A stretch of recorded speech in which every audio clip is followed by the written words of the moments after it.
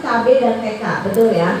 Nah, sebenarnya bagus nih Bu kalau langsung belajar ilmu parenting gitu. Apalagi kalau langsung kita belajarnya dari psikologi Islam. Udah jangan kayak psikologi dunia lah Bun ya. Yang terjadi kita jadi nggak pernah puas karena pencapaiannya dunia tuh ya. Jadi bikin kita banding-bandingin, apalagi sosial media semua diposting ya. Itu bikin yang posting siapa, yang darah tinggi siapa loh, kayak gitu ya.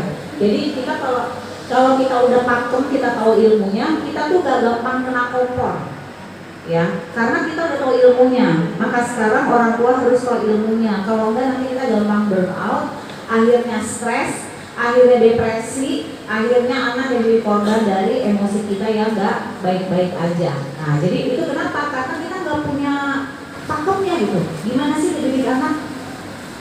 Apalagi kita bicara era digital, semua ada Bu, apa sih yang gak ada Bu di era digital sekarang, betul ya?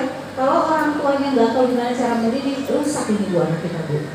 Benar, kalau dulu kan rusak itu di zaman kita dulu ya. Ini seumur ya mas saya ya. Rara seumur ya? Enggak, orang muda.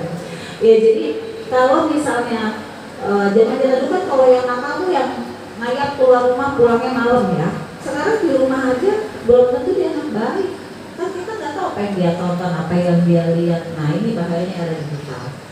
Lalu pendidikan itu kayak apa sih? Ibarat burung dengan dua sayap. Satu sayapnya itu adalah rumah, satu sayap adalah sekolah. Kalau salah satunya nggak stabil ya atau patah, ya anak nggak bisa terbang tinggi. Terbang tinggi di sini artinya apa? Karakternya nggak akan kuat. Sekolah dikritisi terus sama orang tua. Orang tua terus kritisi kebijakan dari sekolah. Ya akhirnya sekolah nggak punya percaya diri gitu loh didik anak ibu. Karena dikit-dikit dikritisi. Sama kayak ibu deh. Kalau misalnya ibu pakai baju ya, dikit-dikit orang komentari terus penampilan ibu. Pasti ibu mau keluar rumah jadi nggak pede, bener nggak? Padahal itu sebenarnya baik-baik aja. Cuman karena ada komentar satu dua yang nggak enak, itu jadi nggak nyaman akan diri ibu. Mendidik begitu. Pihak sekolah juga sama, kalau misalnya kita nggak memberikan komunikasi yang baik sama orang tua di rumah, orang tua di rumah juga nggak ngerti saya menempatkan anak di sekolah yang benar nggak gitu.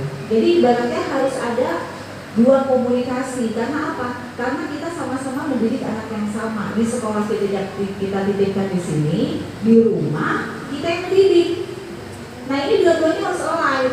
Jangan sampai di sekolah dididiknya begini, di rumah dididiknya berbeda. Nah anak kita jadi bingung. Yang mana nih yang benernya, yang di sekolah atau yang di rumah? Kalau di sekolah pasti deh, kalau makan ayo berdoa dulu gitu ya. Terus doa rame-rame gitu kan. Nah dilanjutkan kan di rumah. Kalau di rumah nggak diingetin